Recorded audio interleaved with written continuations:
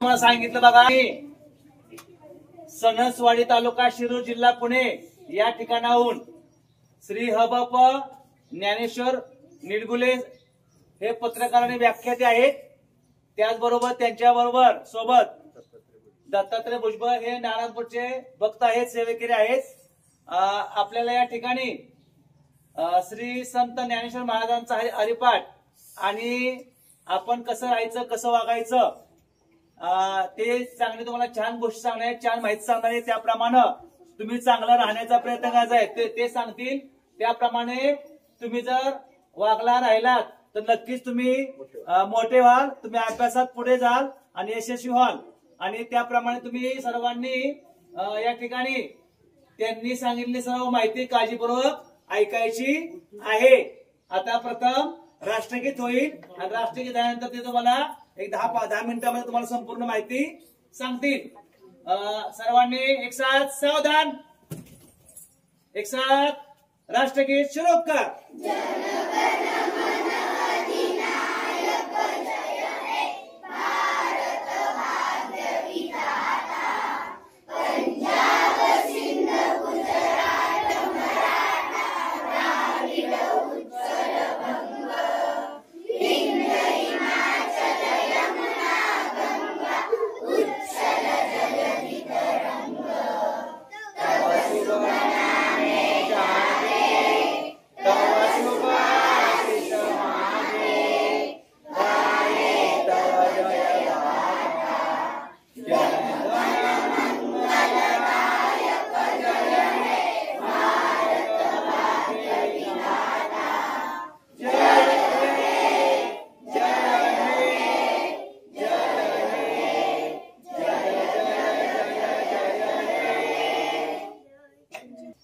ज्ञान दिल्याने ज्ञान वाढते, त्या ज्ञानाचे मंदिर हे। ज्ञान दिल्याने ज्ञान वाढते, त्या ज्ञानाचे मंदिर हे। सत्य शिवाहून सुंदर हे। सुंदर अशा किकली प्रशालेच्या गुरुजनांना वंदन करून तुम्हा बालमित्रांना ज्ञानेश्वर निडगुलेचा मनापासून मनपूर्वक नमस्कार। मुलांनो, तुम्ही लहानपणी एक गोष्ट ऐकलेली आहे, मला वेळ थोडा दिलेला आहे त्यामुळे नीट ऐका। लहानपणी एक तुम्ही गोष्ट ऐकलेली आहे, 2 लहान प्राण्याची शर्यत लागते आणि त्यामध्ये एक जिंकतो। कोण जिंकतो? कासव। बरोबर। ससा चपळ होता तरी कासव का जिंकला? बरोबर, हुशार होता, तो थांबला नाही। हुशार होता म्हणून थांबला नाही, त्याला आळस आला नाही, कंटाळा आला नाही, झोप आली नाही। मग या लहानशा गोष्टीपासून तुम्ही काय शिकायचं? मी जे सांगणार आहे तुम्ही मोठं व्हायचं। प्रत्येक माणूस जीवनामध्ये 2च प्रकारे मोठा होऊ शकतो। किती प्रकारे? पहिला प्रकार शिकून, म्हणजे आता तुम्ही शिकताय ना, शिकून, आणि दुसरा सवरून। बघा, म्हातारा माणूस म्हणता अरे शिकून सवरून काहीतरी बरं कुठं फिरतो। शिकून म्हणजे शिक्षण आणि सवरून म्हणजे सवरून। सकारात्मक अर्थाचे जेवढे शब्द सत्य, सदाचार, संयम, सुविचार, संतांचे विचार, प्रत्येक सुविचारामध्ये, संतांच्या विचारामध्ये माणसाचं जीवन बदलण्याचं सामर्थ्य असतं। एक चांगला विचार तुमच्या डोक्यात घुसला, तुमच्यातला प्रत्येक जण मोठा होऊ शकतो। हा विश्वास देण्यासाठी वारकरी संप्रदायातर्फे मी तुमच्या समोर हजर आहे। मी आता सांगितलं ती गोष्ट, त्याच्यामध्ये तो का जिंकला तर तो थांबला नाही। मग या लहानशा गोष्टीपासून तुम्ही काय शिकायचं?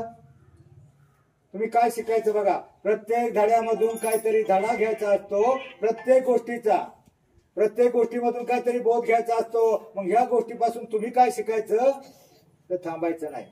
तुम्हाला ही जीवनाची शर्यत जिंकायची असेल, तुम्हाला शिकून मोठं व्हायचं असेल तर तुम्ही थांबायचं नाही। रोजच्या रोज अभ्यास, गृहपाठ, होमवर्क रोजच्या रोज केला तरच तुम्ही मोठा होणार आहे, दुसरा कोणताही मार्ग नाही। बऱ्याच वेळा मुलांना वाटतं अरे आम्ही मराठी शाळेमध्ये शिकतो, आम्ही गरीबाचे, आम्ही कसे मोठे होणार? मराठी शाळेत शिकणारा आणि गरीबाचा मुलगाच मोठा होणार, कारण इंग्लिश मीडियम वाल्याला काही कळत नसतं, त्याला अर्थ कळत नसतो, त्याला फक्त पाठांतर असतं, पोपटपंची असते। त्याला जर अर्थ विचारला ना, कविता एक लहानशी असते, ज्वानी ज्वानी यस पप्पा, त्याचा अर्थ काय विचारला तर ते पुढचं सांगतं इटिंग शुगर नो पप्पा। म्हणजे त्याला फक्त अर्थ माहित नसतो, फक्त पाठ करून घेतात। आता आपली काहीतरी मॅड लोक त्यांचं फॅन निघाले, आमचं पोरग काहीतरी झालं पाहिजे, मोठी श्रीमंत लोक सरपंचांनी घातलं का मग सदस्याला वाटतं अरे त्याचं मोठं होतंय काय, ते मोठं होणारच नाही. आजपर्यंत कोणताही इंग्लिश मिडियमचा विद्यार्थी सरकारी अधिकारी झाला नाही, मोठा अधिकारी झाला नाही. म्हणून तुमच्यातला प्रत्येक जण माणूस मोठा होऊ शकतो. मला सांगा मोठं कोणाकोणाला व्हायचंय? खाली हात करा. मी तुम्हाला मोठं होण्याचे 2 मार्ग सांगणार आहे, फक्त 2च मार्ग आहे. बघा, तुम्हाला एक लहान मुंगी माहिती आहे? सगळ्यात लहान प्राणी कोणता? मुंगी का हत्ती? हत्ती ना, मुंगी, बरोबर. सगळ्यात लहान प्राणी मुंगी. मग त्या मुंगीपासून आपण काय शिकायचं? जसं सस्याच्या कासवाच्या गोष्टीतून शिकायचं तसं मुंगीपासून फार शिकायला मिळतंय. मुंगी काय करते बघा, मुंग्याची रांग बघितली असेल, लाईन मध्ये असते. काशा वाकड्या तिकडे पळतात. मुंग्या लाईन मध्ये असतात, शिस्तीमध्ये असतात, वाकड्या तिकडे पळत नाहीत. आणि मुंग्या लाईन मध्ये बाहेर जातात. कुठेतरी धान्य पडलेलं असतं शेतामध्ये किंवा एखाद्या कोपऱ्याला किंवा घरातल्या कोपऱ्याला धान्य पडलेलं असतं. आता सिमेंटची घरं झाली, पूर्वीच्या काळी घरं मातीची होती आणि मुंग्या कुठल्या तरी कोपऱ्यामध्ये भिंतीमध्ये आपलं बीळ म्हणजे घर बनवायच्या. आणि मग त्या मुंग्या बाहेर लाईन मध्ये जाऊन कुठेतरी खळ्यावर, शेतामध्ये, कोपऱ्याला, दुकानात कुठेतरी पडलेलं धान्य आपल्या पाठीवर घेतात आणि अख्खं गोळा करून बेळामध्ये लाईन मध्ये येतात. लाईन मध्ये वर चढत असताना त्या धान्याचं वजन, त्या ज्वारीचं वजन त्यांच्या वजनापेक्षा डबल मोठं असतं. त्या वजनानं बऱ्याच वेळा भारानं खाली कोसळतात, खाली पडतात, परत खाली येतात. परत ते मुंगे आपल्या सगळी ताकद वापरून त्या धान्याचा दाना म्हणजे त्यांचं अन्न आपल्या पाठीवर घेतात आणि आपल्या बेळामध्ये ठेवून साठा करून ठेवतात. इतका साठा करतात, त्यांना वर्षभर पुरल एवढा साठा मुंग्या करून ठेवतात. आता मला सांगा, मुंग्या साठ्या का करून ठेवतात? खायला झालं, दुसरं कारण आहे. दुसरं कारण काय? का ते ठेवत असतील? नाही, बरोबर आहे, भूक लागते, बरोबर आहे. पण काय? दुसरं कारण आहे त्याला, वर्षभर. बघा, आपला जर धान्याचा साठा संपला, आपण कधी दुकानात जाऊन आपला किराणा घेऊन येऊ शकतो. पण असा एक ऋतू असतो बघा, 3 ऋतू, उन्हाळा, पावसाळा आणि हिवाळा. मग मुंग्याला कोणत्या ऋतूमध्ये बाहेर पडता येणार नाही? पावसाळ्यात, बरोबर. कारण काय आहे, आपलं धान्य संपल्यावर आपण लगेच जातो छत्री घेऊन. आणि मुंग्याचं धान्य संपलं आणि त्या जर लाईन मध्ये धान्य गोळा करायला बाहेरून गेल्या आणि जर त्याच वेळेला मोठं ढग आलं आणि धो पाऊस सुरू झाला, पुराचा लोंढा आला, अख्ख्या मुंग्या वाहून जातील, म्हणजे मरून जातील. मला सांगा, आपण त्या मुंग्या ज्याचा धान्याचा साठा करतात त्या मुंगीपासून आपण काय शिकायचं? आपण कशा साठा करायचा आहे त्या प्रशालेमध्ये? कशाचा? ज्ञानाचा, बरोबर, ज्ञानाचा, विद्येचा. मुलांनो, विद्या हे गरिबाचं धन आहे आणि श्रीमंतांचा अलंकार आहे, असं धन आहे. जगातला कोणताही चोरटा तुमच्यापासून हिरावून घेऊ शकत नाही. तुमच्याकडे 100ची नोट असली, एखादा कुठेतरी गाठून काढून घेऊ शकतो तुम्हाला दम देऊन. पण तुमच्या डोक्यामध्ये 29चा पाढा असला, एखादी कविता येत असली तर तो कोणताही बळजबरीने काढू शकत नाही. आणि मुलांनो, कोणतीही बहुमजली, तुम्ही मोठ्या बिल्डिंग बघितल्या ना, उंच 10 मजली, 15 मजली बघितल्या ना, कोणतीही बहुमजली उत्तुंग इमारत उभारण्यासाठी पाया पक्का असावा लागतो. प्राथमिक शिक्षण हा तुमच्या जीवनाचा पाया आहे. तो पक्का करण्यासाठी प्रयत्नांचा पराकाष्ठा करा. बरेच पोरं बऱ्याच वेळेला टीव्ही मध्ये वेळ घालवतात, मोबाईल मध्ये काहीतरी बघत राहतात. मुलांना मोबाईल, मला सांगा, तुमच्यातले मोबाईल किती जण खेळतात? हात वर करा. मोबाईल किती जण चालवत तो? खरं खरं खरं खरं हात वर खरं हात करा. मुलांनो, हात खाली करा. काय झालंय, तुमच्या आयांना लहानपणी या रोगाची कल्पना नव्हती. त्यांना वाटलं बरं झालं एखादा खुळखुळा आला, खुळखुळा म्हणून खेळणं म्हणून तुमच्या हातात मोबाईल दिला. मला सांगा, मोबाईलची लाइटिंग किती प्रखर असते. लहान मुलाच्या डोळ्याची आवरणं नाजूक असतात. आमच्या इकडे पुणे भागामध्ये दवाखाने निघालेत, मोबाईलचे स्पेशल डॉक्टर 1000 रुपये फी असते सर. आणि तिथं आमच्या कोरोनाच्या नंतर काय झालं, कोरोनाच्या काळामध्ये विद्यार्थ्याच्या हातात मोबाईल मिळाला आणि कोरोना पासून त्या विद्यार्थ्यानं गेल्या वर्षापर्यंत 7 वर्ष मोबाईल वापरला आणि 7वीच्या विद्यार्थ्याचं डोकं हँग झालं, मेंटल झालं, पागल झालं, बधीर झालं पोरग. त्याला काही कळत नाही. आई वडिलांनी जमीन विकली, 35 लाख खर्च केला, तरी ते पोरग नीट झालं नाही. म्हणून तुम्हाला मोठं व्हायचं असेल ना, तुमचे काही जानी दुश्मन आहेत. जानी दुश्मन म्हणजे जीवापेक्षाही प्रिय तुम्हाला फार आवडतात टीव्ही, मोबाईल आणि डीजे. याच्या पुढे जाऊ नका, हे वापरू नका. आणि तुमचे काही शत्रू आहेत, आणि ते शत्रू पुढे बाहेर नाहीत, ते तुम्हाला मोठे होऊन देणार नाही. कोणते शत्रू आहेत तुम्हाला माहिती आहे का तुमचे? कोणते? टिंब हा माणसाचा सगळ्यात मोठा शत्रू कोणता? आळस. बरोबर. आळस, कंटाळा, बेफिकिरी. नाही अभ्यास केलं तर काय, सर थोडस रागवतील. मुलांना सरांचं काय बिघडणार नसतं. तुम्हाला मोठं व्हायचं असेल तर रोजच्या रोज गृहपाठ, होमवर्क, अभ्यास केला तर त्या कासवाप्रमाणे तुम्ही जीवनाची शर्यत जिंकणार आहे. तुम्हाला मोठे व्हायचे, सगळ्यांना व्हायचे ना. तुम्हाला 1 मिनिटाची आयडिया सांगू का? फक्त 1 मिनिट. 1 मिनिट तुम्ही 50% मोठे व्हाल. 1 मिनिटाची आयडिया कराल का? मला सांगा. तुम्ही घरून येताना देवाच्या किंवा आई वडिलांच्या पायात किती जण पडून येतात? बरं, रोज पडतात. 20%. बरं ठीक आहे. जे पडतात ना त्यांनी तर रोजच पडायचं. तुम्हाला मोठं व्हायचं सगळ्यांना, बाकीच्यांना ना. तुम्हाला तेच 1 मिनिटाचं काम आहे फक्त. घरी निघताना तुम्ही जर देवाच्या पाया पडला, देव तुम्हाला दिवसभर देवळात राहिला तरी खायला देणार आहे का बिस्किटचा पुडा? पण तुमचे आई वडील जे तुम्हाला आवरून देतात, तुम्हाला शिकण्यासाठी पैसा उपलब्ध करून देतात, डबा भरून देतात, ते घरून निघताना तुमची आई किंवा वडील जे घरामध्ये असतील ना त्याच्या पाया पडा. उद्यापासून रोज पडा आणि तुम्ही 8 दिवसानंतर फिट बघा. त्याचा परिणाम 8 दिवसानंतर जाणवेल. अरे मग तुमचे आई वडील विचार करतील ही सोनी आमची किती गुणाची झाली, आम्हाला रोज पाया पडायला लागली, आमचा मुन्या किती शहाणा झालाय. आणि मग तुमचे आई वडील म्हणतील अरे आमच्या गुणी बाळांसाठी आम्ही काबाड कष्ट केलं पाहिजे, त्यांना शिकवलं पाहिजे. शिकवण्यासाठी मोठं पुढे तुम्हाला जास्त पैसे लागतात. ते पैसे करण्यासाठी काबाड कष्ट, घामाच्या धारा, रक्ताचं पाणी करतील आणि तुम्हाला शिकवण्यासाठी मोठं करतील. आणि काही तुमचे आई वडील असे म्हणतील अरे आमची गुणाची पोरं आहेत, एवढी शहाणी पोरं आहेत आमची. आणि मग शहाण्या पोरांसाठी एखादा तुमचा आई वडील दारू पित असेल, एखादा काम धंदा करत नसेल तर तो काम धंदा करायला लागेल. म्हणजे तुमचे आई वडील त्यांची प्रगती होईल आणि तुम्ही मोठे व्हाल. आता मला सांगा, सगळेजण पाया पडणार का? कोण कोण पाया पडणार रोज? हातवर करा. कोण नाही पडणार? नाविलाजाने नको करू, बळच नाही, मनापासून पडायचं. 1च मिनिट लागतं पाया पडायला. आता मॅडमच्या पाया पडायला 1च मिनिट लागतं. पाया पडायला बस. मला वेळ थोडा दिलेला आहे म्हणून मी सर एक गोष्ट सांगूया ना.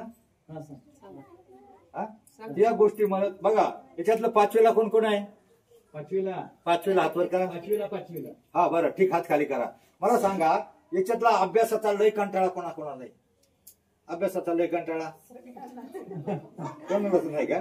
मग मी तुम्हाला एका अशा मुलाची गोष्ट सांगतो ज्याला अभ्यासाचा फार कंटाळा होता. त्याला शाळेत जायचंच नव्हतं, पण तो पुढे कोण बनला हे तुम्हाला फक्त 5 मिनिटाची गोष्ट आहे, जरा कान देऊन ऐका. एक वडारी समाजाचा मुलगा होता. एक तुमच्या गावात वडारी समाज आहे कोण? नाही ना. एक वडारी समाजाचा मुलगा होता. तो 5वी पर्यंत गेला, त्याला काही येत नव्हतं. 5वी पर्यंत वर चढवायचं, पास करत न्यायचा सरकारी नियम होता. वर्ग 5वीत गेला. 5वीत जाताना पहिल्या दिवशी आईला म्हणला आई मी नाही जा शाळेत, मला काहीच येत नाही, मला लय कंटाळा येतोय. आई म्हणली जा, अरे जा काहीतरी शिक. वर्ग गेला, बळच शाळेमध्ये आला. शाळेमध्ये आल्यावर काय झालं, शाळेमध्ये गेल्या वर्षाचे गणवेश उरले होते. मग सरांनी नेमकं मागासवर्गाची जी काही मुलं होती गरिबाची, त्या मुलाला एक गणवेश दिला. 15-20 मुलांना गणवेश दिला. ती 15-20 मुलं आनंदी झाली. पण त्याच्यापेक्षा त्याचे सगळे कपडे फाटले होते. त्यानं तो गणवेश तिथंच बदलला, जुनी कपडे टाकून दिली. आणि तो पोरगा खुशीमध्ये, आनंदामध्ये मागच्या बाजूला बसला. ते माग बसले ना सगळ्यात पोरग, मागच्या बाजूला बसला. मागच्या बाजूला बसल्यावर काय झालं, मागच्या बाजूला तो मोठ्या आनंदात होता, खुशीत होता, त्याला आनंद वाटला होता. आता त्याच्या मनामध्ये शाळेत यायची इच्छा निर्माण झाली होती. पण मागचं पोरग चमत्कारिक होतं. ते त्याला म्हटलं अरे 5वीला ते काय स्कॉलरशिप का काय असतं ना, ते लय अवघड असतं. स्कॉलरशिप का काय असतं ते लय अवघड असतं. अवघड म्हणल्यावर त्याला आधीच हवस आणि पाडला पाऊस. ते जे अवघड म्हणल्यावर मागच्या माग भेलं मनातल्या मनात, आणि मागच्या माग धूम तकाट मागचा असाच मागल्या माग पळालं. त्याची आई 4 किलोमीटरवर जंगलामध्ये खडी फोडत होती. आणि खडी फोडत असताना हे पळत पळत पळत शाळेचे कपडे घालून गेलं, धापा टाकल्या. आई म्हणली का रे बाला, ही सत्य घटना सांगतो बरं का सर. करमाळा तालुक्यातल्या जेऊर मधल्या वडाण्याचा मुलगा जो कलेक्टर झाला, बालाजी मंजुळे त्याचं नाव, त्याची सत्य घटना सांगतो. तो पोरगा पळाला धूम तकाट त्याच्या आई जवळ उभा राहिला. आई म्हणली का रे बाला, शाळा सुटली का, शाळा नाही का, काय शाळा सुटली का? बाला म्हटला आई शाळा नाही सुटली, शाळा नाही सुटली, पण पाठी फुटली. मला नाही जायचं, मला लय कंटाळा येतो आई, मला नाही जायचं शाळेत, लय अवघड आहे म्हणतात, मला नाही जायचं. आई म्हणली अरे अरे मर, अरे शिकून सवरून काहीतरी बन, कशाला आयुष्यभर आमच्यासारखी खडी फोडतोस, काबाड कष्ट करतोस, शिकून सोडून काहीतरी बन, शाळा शिक जा. तुम्हाला नाही पोरग रडायला लागलं, मला नाही शिकायचं, रडायला लागलं आणि म्हणलं आई असं करतो नाही. तू दिवसभर खडी फोडतेस, तुझं ब्रासवर हिशेब आहे, 200-300 रुपये तुला मिळतात, तर मी असं करतो ना, मी शाळेत नाही जायचा, मी तुला थोडी मदत करील. पोरग रडायला लागलं, नाही जायचं म्हणल्यावर आई म्हटली मर मेल्या तुझ्या नशिबातच नाही सुख, तुझ्या नशिबातच नाही मोठं व्हायचं. मग आईनं त्याच्या हातामध्ये हातोडा दिला, खडी फोडायला हातोडा असतो ना, हातोडा दिला आणि मग पोरगाला थोडासा खुशीत आला, त्याच्या जीवाला आता सुटलो, शाळेच्या कातातून सुटलो म्हणून त्याला हातोडा घेतला. हातोडा घेऊन मोठमोठे दगड बाजूला पडले होते, लहान लहान दगड पाहिले आणि त्याच्यावर ठोके मारायला लागला. ठोके मारता मारता 20-25 मिनिटांमध्ये घामाघूम झाला. आता मला सांगा, 5वीच्या विद्यार्थ्याला किती ताकद असते का जास्त?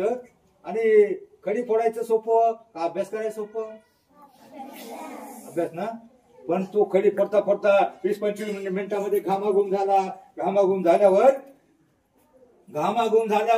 त्यानं आईला म्हणलं आई पाणी. आई अर्धी बाटली पाणी पिली होती, उरलेली बाटली त्याने त्या पोराच्या हातामध्ये दिली. पोरग घाटा पाणी पिलं, थोडासा आवाका आल्यावर परत हातोडा घेतला, हातोडा घेऊन ठोके मारायला लागला. मारता 15-20 मिनिटांमध्ये घामाघूम झाला, डोळे पांढरे केले, जीभ बाहेर काढली. आईला म्हणलं आई पाणी. आई म्हटली अरे आता इथं जंगलामध्ये कुठं पाणी, अर्धी बाटली मी पेले, अर्धी बाटली तुला आता कुठं पाणी. पण पोरग पाणी करून डोळं पांढरं करायला लागलं, पाणी करून. आई म्हटली कसली मी अभागी आई, माझ्या मुलाला मी आता पाणी देऊन वाचवू शकत नाही. पोरग पाणी करून खाली कोसळलं. आई खाली बसली, पोराला मांडीवर घेतलं. पोरग पाणी करत तोंड वाचत होतं. आईनं हंबरडा फोडला होता, पोरग मरतं किंवा काय. हंबरडा फोडणाऱ्या रडणाऱ्या आईचे 5-10 अश्रू पाणी करणाऱ्या त्या मुलाच्या तोंडामध्ये पडले. थोडासा ओलावा वाटल्यावर त्यानं तोंड उघडलं, डोळे उघडले. तेवढ्यामध्ये त्या करमाळा तालुक्याचा बीडीओ आणि कॉन्ट्रॅक्टर त्याची जीभ आली, भरकन ब्रेक दाबले, बीडीओ खाली उतरला आणि त्या म्हातारला खेकटला. हे थेरडे तुला काय अक्कल, एवढ्या मोठ्या लठ्ठ्याला मांडीवर घेऊन बसली. आता मला सांगा ती मांडीवर का घेऊन बसली होती? एवढ्या मोठ्या रठ्ठ्याला मांडीवर घेऊन बसली, तुला काय कळतं? तुला सांगितलं होतं ना आज तुझी खडी फोडून झाली पाहिजे, उद्या आपल्याला पॅचअप करायचे, उद्या सर्वेर येणार आहे आपलं काम बघायला. तुला सांगितलं होतं जर नाही खडी फोडून झाली ना तर तुझा महिन्याचा पगार देणार. आणि त्या पोरावर खवळले, हे गाढवा तुला काय अक्कल? शाळेचे कपडे घालून आमच्या कामाचा खोडबा करायला आल्यास, गाढवा, मूर्खा, नालायक, बेशरम. 17 शिव्या दिल्या, शॉर्ट मध्ये सांगतो, लय शिव्या दिल्या. आईने हंबरडा फोडला होता आणि जशी आई त्याची बडबड ऐकून मांडीवर घेतलेल्या पोरला घेऊन आई जशी उठली तसं पोरग खडीमध्ये दगडावर पडलं, डोक्याला कोच पडली, रक्त यायला लागलं. आधीच पोरग रडत होतं, बोकाड वासत होतं पाणी आणि त्याच वेळेला त्याला खडी लागली. ते मोठ्याने रडायला लागलं आणि आई पहिलीच रडत होती. पाण्या वाचून पोरग मरतंय किंवा त्याच्या डोक्याची जखम पाहून आईनं मोठ्यानं हंबरडा फोडला. पोरग रडत होतं तरी तो व्हिडिओ जाता त्या म्हाताऱ्याला ओरडला, तुझं जर काम पूर्ण झालं नाही तर तुला महिन्याचा पगार देणार नाही. आणि जाता त्या मुलाला म्हणले अरे शाळेचे कपडे घालून शिकून सोडून काहीतरी मोठं बनायचं सोडून तू आमच्या कामाचा खोळमा करायला लागला. गाढवा, मूर्खा 100 शिव्या दिल्या आणि तो व्हिडिओ पाठबोराहून निघून झाला. आई रडत होती, पोरग रडत होतं, दोघं एकमेकाच्या चेहऱ्याकडे पाहून रडत होते. आईचा प्रश्न वेगळाच होता. त्याला पहिलं दुःख पोरग मरतंय किंवा काय त्याच्या डोक्याला लागलं आणि परत पोरग आधीच रडत होतं पाणी करून आणि त्याच्या डोक्याला लागलं. दोघंही मोठ्यानं रडत होते. रडता पोरग रडून थकल्यानंतर त्यानं आईचा रडणारा केविलवाना चेहरा पाहिला. चेहरा पाहिल्यावर तो रडायचं थांबला आणि आईला म्हटला, थांब आई, रडू नको, थांब. आणि त्याने एक टोकदार कपची उचलली आणि बागूच्या मोठ्या दगडावर एकच वाक्य लिहिलं. त्याला तोडकं मोडकं वाक्य लिहिलं, म्या साहेब होणार. थांब आई, रडू नको, म्या साहेब होणार. त्यांनी कपची फेकून दिली. त्यानं तुला एवढं रडवलं आणि मला 17 शिव्या दिल्या, याच्यापेक्षा मोठा साहेब होणार असं म्हणून कपची फेकाटून ते पोरग 9च्या स्पीडनं पळालं आणि परत शाळेमध्ये येऊन बसलं. शाळेमध्ये येऊन मागं बसायचं त्याला कंटाळा होता, तर जवळ मध्ये येऊन बसलं आणि मन लावून ऐकायला लागलं. 2 ओळी फक्त मागं म्हणा आणि त्याचा अर्थ काय होतो तो डोक्यामध्ये घ्या. मीराबाई नाव ऐकलं तुम्ही? मीराबाई ऐकलं का? मीराबाई, जनाबाई, मुक्ताबाई, बहिणाबाई, ती मीराबाई एक श्रीकृष्णाची भक्त होती. तिचं एक भजन आहे, 2 ओळी फक्त माग म्हणा, याच्यासाठी म्हणायला लावतोय. त्याच्यातून तुम्ही काय घ्यायचं? जैसी लागी लगन म्हणा, मीरा हो गए मगन, वो तो हरी हरी हरी हरी गुण गाने लगी. काय अर्थ होतो याचा? जैशी लागी लगन. जैशी लागी लगन म्हणजे मीराबाईला श्रीकृष्णाच्या भक्तीची एवढी आवड, गोडी निर्माण झाली होती. तशी गोडी जर तुम्हाला अभ्यासाची निर्माण झाली आणि मीरा हो गई मगन म्हणजे मीराबाई श्रीकृष्णाच्या भक्तीमध्ये एवढी लीन तल्लीन मग्न झाली होती. तसे जर तुम्ही अभ्यासामध्ये मग्न झाला तर तुमच्यातला प्रत्येक जण मोठा होऊ शकतो. जगातली कोणतीही शक्ती तुम्हाला मोठं होण्यापासून रोखू शकणार नाही, अगदी चीन पाकिस्तान सुद्धा. असं होणार आहे का? एखादा चीनचा सैनिक येईल, पाकिस्तानचा आतंकवादी येईल आणि म्हणाल हे बाळ्या घालू का गोळ्या, लय अभ्यास करून कॅप्टन होऊ नको म्हणणार आहे का? कोणतीही शक्ती तुम्हाला मोठं होण्यापासून रोखू शकत नाही. फक्त आतले शत्रू आळस कंटाळा यांना बाहेर काढा आणि ते ज्याने दुश्मन आहेत ना त्यांच्या समोर सुद्धा जाऊ नका. मोबाईल, टीव्ही, डीजे, मग तुमच्यातला प्रत्येक जण मोठा होऊ शकतो हा विश्वास देतो. आणि तुम्हाला एवढं सांगतो, एखाद्याला कमी मार्क पडली, एखादा नापास झाला, घाबरायचं नाही. पुढच्या वेळेला जास्त अभ्यास करायचा आणि 40चे 45 कसे होतील, 45चे 50 कसे होतील, 50चे 60 कसे होतील याचा प्रयत्न करायचा. तुम्हाला एकच उदाहरण देतो आता शेवटचं. एक क्रीडापटू होती, तिचं नाव पीटी उषा. ऐकले का नाव पीटी उषा? कोण होती ती? धावपटू होती. मग ती काय एकदम धावायला नाही शिकली, तिला असा शाळेचा कंटाळा होता. ती 4थी पर्यंत गेली, पण 4थीला ती शाळेत जायला शेरडा मागे गेली. शेरडा मागे गेल्यावर पट कमी म्हणून शिक्षकांना कोण कोण पोरं शाळेत येत नाही म्हणून शिक्षकाला तिला शोधायला पाठवलं. ती वेळेला ती शेरडाच्या मागे होती, रोडच्या खाल्ल्या बाजूला होती. इकडल्या रोडच्या बाजूला डोंगर होता. तिनं पाहिलं, शिक्षकाला जसं पाहिलं तशी धूमता काढती डोंगराकडे पळाली आणि इतक्या वेगानं पळाली, वाऱ्यासारखी पळाली. त्या शिक्षकानं पाहिलं, शिक्षक पाहतच राहिला आणि मग तो माघारी गेला. आणि दुसऱ्या दिवशी सकाळ आला. तिच्या आई वडिलांना सांगितलं, तुमची मुलगी अभ्यासात जरी कमी असली तरी मी तिच्यातला गुण हेरलाय, त्याला शाळेत पाठवा. मी तुम्हाला भारतातली 1 नंबरची ती मुलगी म्हणून दाखवतो. पालकांनी शिक्षकावर विश्वास ठेवला, शाळेत पाठवली. आणि त्यावेळेला क्रीडा स्पर्धा दुसऱ्या दिवशी होत्या. क्रीडा स्पर्धेमध्ये 7वी पर्यंतची शाळा होती, त्याला पळायला लावलं. 4थीची ती मुलगी 7वीच्या मुलीपेक्षा जास्त पळाली. तिचा पहिला नंबर आला. तामिळनाडूतली पीटी उषा तालुक्यात आली, जिल्ह्यात आली. आपल्या देशात तिला सुवर्ण पदक मिळालं. आणि नंतर तिनं आंतरराष्ट्रीय स्पर्धा असते, माहिती आहे तुम्ही टीव्हीला बघता ना स्पर्धा, भालाफेक, गोळाफेक, कोणत्या लय स्पर्धा असतात. 125 प्रकार असतात. 125 प्रकारामधला रनिंग हा एक प्रकार. ती पळायच्या स्पर्धेमध्ये बाहेरच्या देशामध्ये गेली, परंतु तिला पहिल्या वर्षी तिचं सुवर्ण पदक फक्त 9 सेकंदावरनं हुकलं. किती सेकंदावरनं? 9 सेकंदावरनं. मग ती प्रॅक्टिस करायला लागली. तिला हार मिळाली तर ती घाबरली नाही, तिनं दुःख केलं नाही. ती असफल झाली पहिल्या प्रयत्नात. मग एक तुम्हाला हे बघा, त्या मुंगीच्या गोष्टीमध्ये एक वाक्य आहे, असफलता एक चुनौती है, असफलता एक चुनौती है, उसे स्वीकार करो.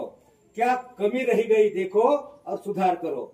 जब तक सफल ना हो तब तक नीम चैन को त्यागो तुम, संघर्ष का रास्ता छोड़कर मत भागो तुम, क्योंकि कुछ किए बिना ही जय जयकार नहीं होती. कोशिश करने वालों की हार नहीं होती. तिने हार मानली नाही. ती रोज सराव करायला लागली. त्या गावापासून दुसरं 5 किलोमीटर गाव, दररोज 10 किलोमीटर ती सराव करायची. सकाळी उजाडलं का 5:30-6 वाजता उठायची. त्या गावातून त्या गावात रोज प्रॅक्टिस करायची. महिनाभर प्रॅक्टिस करत होती, रनिंग करायची प्रॅक्टिस करत होती. तरी तिला अंतर तुटल तेच रेकॉर्ड होतं. पण एक दिवस काय झालं, पलीकडच्या गावामध्ये जशी पोहोचली आणि जशी माग फिरली तशी त्या गावामध्ये कुत्र्यांची कळवण लागली होती. कुत्र्यांची भांडणं पाहिली का तुम्ही कशी गुरकतात? एकमेकावर गुरकत होती. आणि ज्या वेळेला ती माग फिरली तसं एक कुत्र तिच्या बाजूला वळालं, बाकीची कुत्री त्या कुत्र्यावर गुरकली. आणि जशी माग फिरली ते कुत्र तिच्या मागे पळालं, बाकीची कुत्री त्या कुत्र्याच्या मागे पळाली. पण तिला असं वाटलं ही कुत्री माझ्यात मागे लागल्यात. मग त्या कुत्र्याच्या भ्यानं एक चिंगाट पळाली, अंगाट पळाली, मुंगाट पळाली. आणि मग ती पहिल्याच वर्षी 9 सेकंद सोडा 15 सेकंद तुटले आणि 15 सेकंद तुटल्यावर पहिल्याच वर्षी भारताला बेजिंग मध्ये तिचं सुवर्ण पदक तिने मिळवून दिलं. ती पीटी उषा, तिला शाळा शिकायचीच नव्हती, मग तिने पदक कसं मिळालं? त्या वडाळ्याच्या मुलाला शाळा शिकायची नव्हती, तो कलेक्टर का बनला? त्याच्यामध्ये जिद्द निर्माण झाली का ह्या कलेक्टर हा व्हिडिओ हा साहेब माझ्या आईला मला एवढा ओरडला, आणि ज्यावेळी तो कलेक्टर बनला मुलांनो, त्याची पोस्टिंग सोलापूरला झाली. कोणता नवीन कलेक्टर यांना म्हणल्यावर सगळे अधिकारी लाईन मध्ये स्वागतासाठी उभे होते. आणि ज्या वेळेला त्या कलेक्टर झाला, वडाळ्याचा काळा कुट्ट मुलगा, जर्किन घातलेला, चपारी घातलेला मुलगा, गेट मधून येताना सगळ्यांनी पाहिला, सगळे अप टू डेट उभे राहिले 5-7 अधिकारी. आणि तो अधिकारी कलेक्टर झालेला मुलगा जवळ यायला लागला. जसा जवळ यायला लागला तसा त्याने सगळ्या अधिकाऱ्यावर नजर फिरवली. सगळ्या अधिकाऱ्यांनी त्याला हेरलं, पाहिलं, आणि त्यातला एक अधिकारी त्याला ओळखीचा वाटला. जो अधिकारी व्हिडिओ होता त्याचं प्रमोशन होऊन तो सोलापूरला सीओ म्हणजे उपकार्यकारी अभियंता म्हणून आला होता. त्याने नजर फिरवली, एक अधिकारी त्याला ओळखीचा वाटला. आता मला सांगा, ज्याने त्याला 17 शिव्या दिल्या होत्या तो आता कलेक्टर झालाय, आणि त्या व्हिडिओनं तो व्हिडिओ त्याच्या अंडरमध्ये म्हणजे हाताखाली कार्यकारी अभियंता आलाय. मग हाताखाली आल्यावर त्या शिव्या दिलेल्या अधिकाऱ्याचं त्या कलेक्टर झालेल्या वडाळ्याच्या मुलानं काय केलं पाहिजे?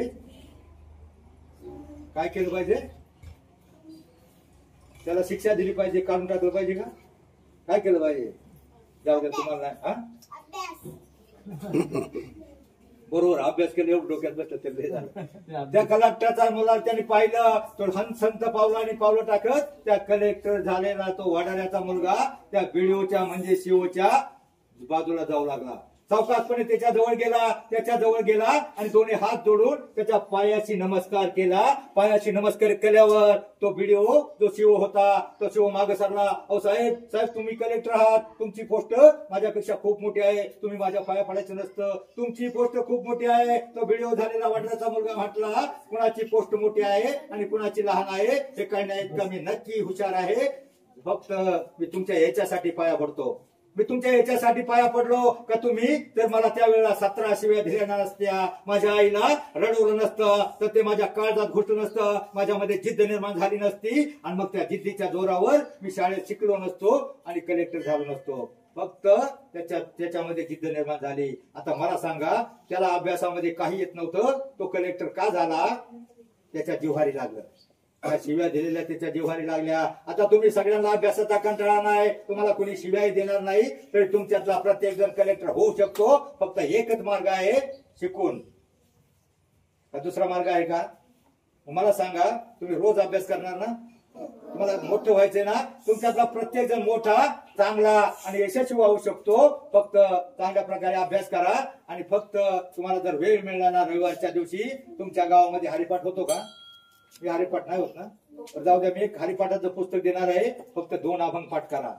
वर्षातून 4-4 ओळीचे 2 अभंग असतात. अवघाची संसार सुखाचा करीन, जगाचा संसार सुखाचा करायचा आहे. हा अर्थ तुम्हाला जरी नाही कळला, 38 नंबरचा अभंग आहे. परंतु स्वतःचा संसार सुखण्या करण्यासाठी तुम्हाला शिकून सवरून मोठं झालं पाहिजे, चांगली नोकरी मिळाली पाहिजे, कामधंदा करता आला पाहिजे, तरच तुम्ही जीवनामध्ये ईश्वर जिंकणार आहात. मला वेळ कमी दिलेला आहे म्हणून मी तुम्हाला एक पुस्तक देणार आहे. एक प्रश्न विचारतो, जाऊ द्या, आता तुम्ही लहान आहेत त्यांना नाही येणार बहुतेक. छत्रपती शिवराय माहितीये का तुम्हाला नाव?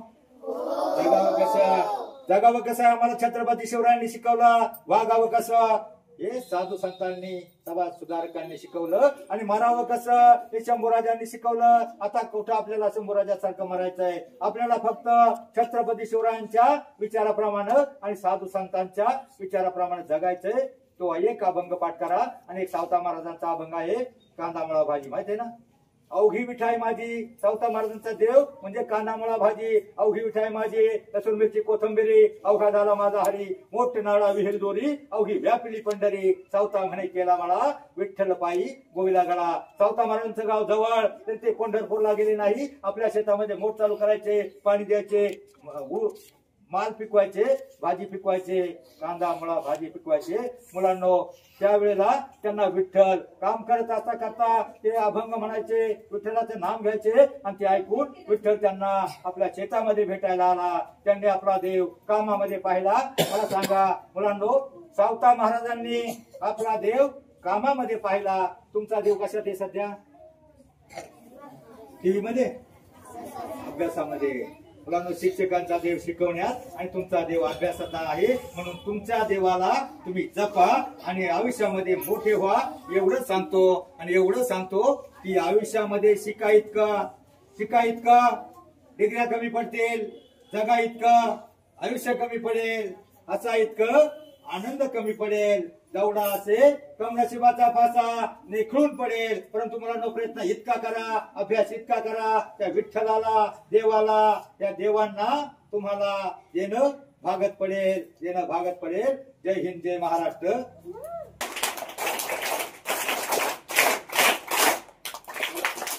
कोण सांगते? त्यांच्या नावानं पुस्तक लावून देणार, त्याला हरिपाठ देणार. माहिती का कोणाला?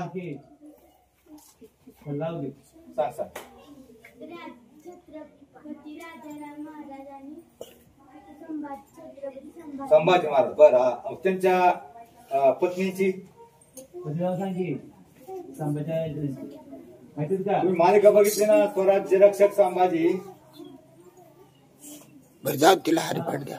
बरं जाऊ दे, ये पुढं. संभाजी आणि राजाराम, त्यांच्या मुलांचं नाव संभाजी आणि राजाराम, आणि त्यांच्या सोनांची नाव येसुबाई आणि ताराबाई. हे पुढं. म्हणून तुम्हाला इतिहास माहिती पाहिजे. पण दुसऱ्या काळात तुम्हाला आंबेडकरांच्या आणि महात्मा ज्योतिबा फुलेंच्या मुलांची नाव माहिती आहे का कोणाला?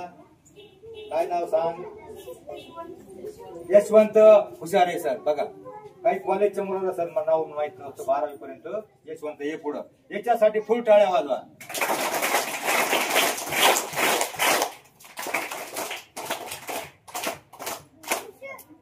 या दोघांचं नाव लिहून हे पुस्तक लायब्ररीत ठेवा. 33 कोटी देव. पण लक्षात ठेवायचं, सुरुवातीला त्यांनी काय सांगितलं पाहिजे रे? दररोज काय करायचं शाळेत येताना? आई वडिलांच्या पाया पडायचे. आता हे करायचं काय? सर्वजण करणार का? त्याचबरोबर बघा, त्यांनी अतिशय चांगल्या गोष्टीतून तुम्हाला सांगितलंय की कसं जगायचं, आपण कसं मोठं व्हायचं. मुलांनी काय करायचं? अभ्यास केला तरच तुम्ही काय होणार? या मोठे होणार आहात. तुम्ही ज्ञान मिळवला, अभ्यास केला तर तुम्ही मोठे होणार आहात.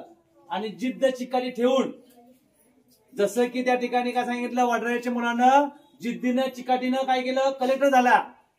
तसं तुम्ही सुद्धा प्रत्येक मुलानं अभ्यास करून वेगवेगळ्या क्षेत्रामध्ये, सर्वजण अभ्यासात होईल असं नाही, कोण खेळामध्ये जाईल. जसं की पीटी उषानं काय केलं? खेळामध्ये गेलो. तिला अभ्यास तिला कमी येत होता.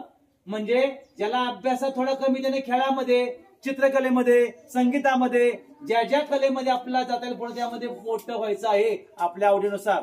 आणि त्यांनी अतिशय बघा, या ठिकाणी खरं तर आपली जरी आम्हाला या ठिकाणी परीक्षा असली तरी त्यांनी आम्ही त्यांना कमी वेळ दिला, पण कमी वेळ सुद्धा मुलांच्या उपयोगीचं, की मुलांना प्रेरणा मिळणार. खरं तर अशी कमी माणसं असतात की जाऊन, म्हणजे प्रत्येक ठिकाणी जाऊन मुलांना समाजातली सर्व मुलं चांगली व्हावीत, संस्कार चांगले व्हावेत असं सांगणारी माणसं कमी आहेत. आणि स्वतःहून या ठिकाणी आमच्या या शाळेमध्ये, आपल्या जिल्हा परिषद प्राथमिक केंद्र शाळेमध्ये टिकली या ठिकाणी आपल्या या हरिपाठ परंपरेतील, गुरु परंपरेतील अभंग आणि या ठिकाणी आपल्याला बघा, ज्ञानेश्वर मिडगुले यांनी अतिशय चांगल्या प्रकारे माहिती दिली. त्याचबरोबर त्यांच्यासोबत दत्तात्रय भुजबळ सर यांनी सुद्धा या ठिकाणी त्यांच्यासोबत आहेत. तेही त्या वारकरी संप्रदायामध्ये आहेत. या ठिकाणी त्यांनी येऊन मार्गदर्शन केलं. नक्कीच या मार्गदर्शनाचा उपयोग आमच्या सर्व मुलांना होईल. मुलं नक्कीच तुम्ही सांगितलेल्या सगळ्या गोष्टी आचरणात आणतील आणि भविष्यामध्ये नक्कीच मोठे होतील असं मी सर्व मुलांच्या वतीनं तुम्हाला आश्वासन देतो. आणि तुम्ही आला त्याबद्दल आम्ही या आमच्या शाळेचे तुमचा आभार मानतो.